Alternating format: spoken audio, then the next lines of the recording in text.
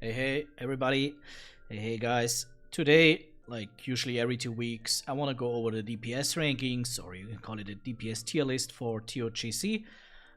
What we have right now live in Wrath of the Lich King Classic.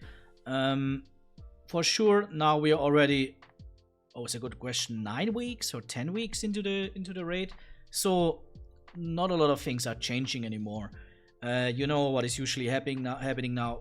People getting better gear, boss fights are much more cleaner and faster than on first, second and third week. So these are the changes now. For sure, sometimes a class also finds something out in a fight, how they can do something, and then they maybe share it in the Discord, so they get better and better. But overall, the meta is pretty settled down. That's why I have it open. Like, this was it 2 weeks ago. Here are the new statistics, the new logs, and here is the, sorry for the bad picture quality, here's the picture from 2 weeks from the video that I made by myself. So if we go over a few things that changed, if we only, and today I want to keep it a little bit more short because not a lot of things changed, but if you see here the little bit of the changes, for sure, first place still pretty awesome. Unholy DK, there's no doubt. And then Affliction Warlock and Fire Mage kind of exactly on the same spot. Followed by Frost DK and Feral Druid, that keeps the same. And then Elemental Shaman. There is kind of no change. Then we get the first little change. Okay, Combat Rogue, and then we get the first little change. Warrior stepped up 2 places. He's now in front of Paladin and in front of Assassination Rogue even. Thanks to better and better gear. I guess that's the most important thing here for Warriors. Sure, also the fight time. And then normally followed by the Survival Hunter, Enhancement Shaman. It's kind of, they changed the places. Balanced Druid is now a little bit behind Enhancement Shaman, but here are they are so similar, it's even hard to say. But it's also interesting, there is no, as you can maybe see, sorry like I said for the bad picture quality, but there was a visible space between here, Enhancement Shaman, and then Shadow Priest. And here now, as you can see, there is like, it's really now, let us say from Elemental Shaman down, because you can also see here a little spacing. But now really from Elemental Shaman down to Destruction Warlock is really like nearly a perfect line going down. And then we have the Blood Decay and so on and so on. So if we now want to bring this into the tier list, then you can see first we have again Frost Mage and Beastmaster. I don't mention Gladiator Warrior at all. We have Frost Mage and Beastmaster under like 2 specs that make no sense to go raiding with. And then also interesting, especially for me as a rogue player, Sub Rogue made again two places, 2 spots forward. Is now in front of Marksman Hunter and Arms Warrior. So it seems like there are some very dedicated Sub Rogues. As you can see, they are like not even 1000 parses, so it's very less. But seems like that this player are very dedicated to that spec. And really, you see improvement every week, or in the case of this video series, every 2 weeks.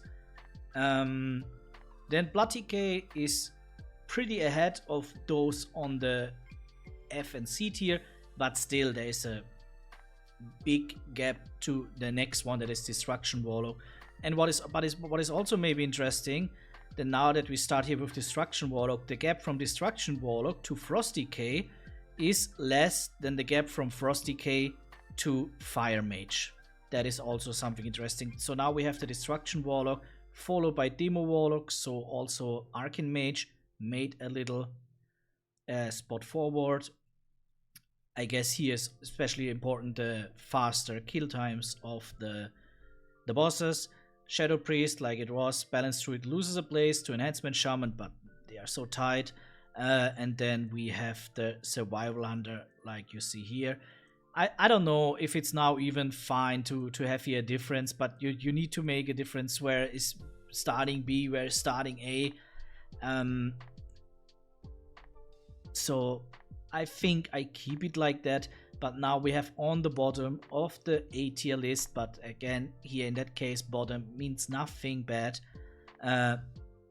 Reggie Paladin, then we have Assassination Rogue, followed by Fury Warrior, then Combat Rogue, followed by Elemental Shaman, that is definitely also benefiting from faster fights, Feral Druid, Frost DK, and then Affliction Warlock and Fire Mage on the same spot, and then Unholy DK. Why I have Fire Mage on the better spot?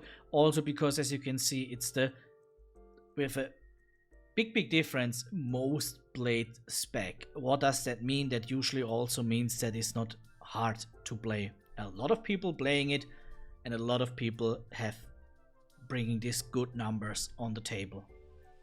So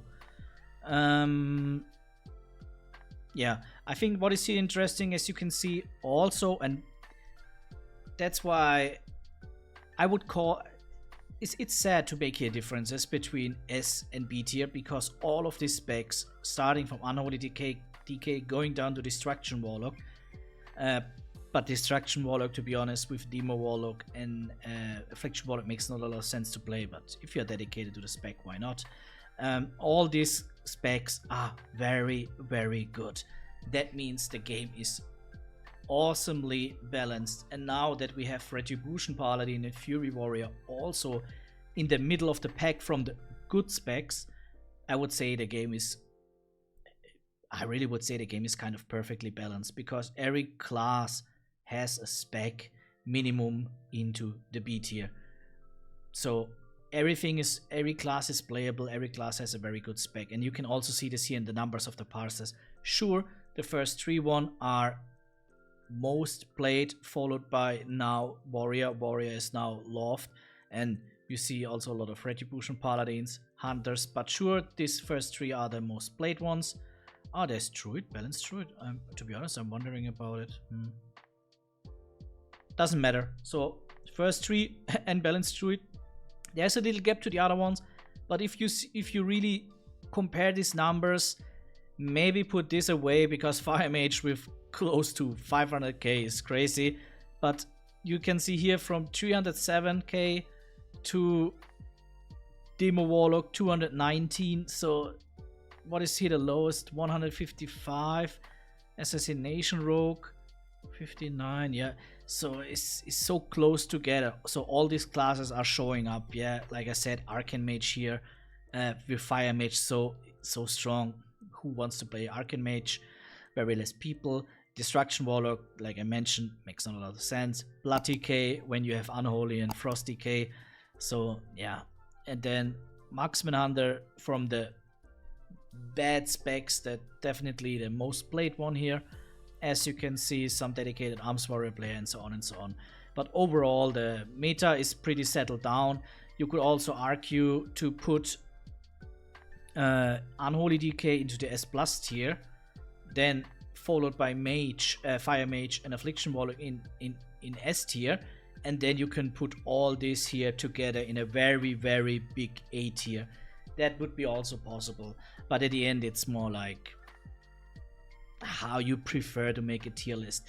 And I want to make here very clear that B tier is not bad. B tier is very good in RAF. So you definitely need, I would really say, besides Destruction Warlock, you should have minimum all of these specs, minimum, and I say minimum, 1 time in your raid, minimum.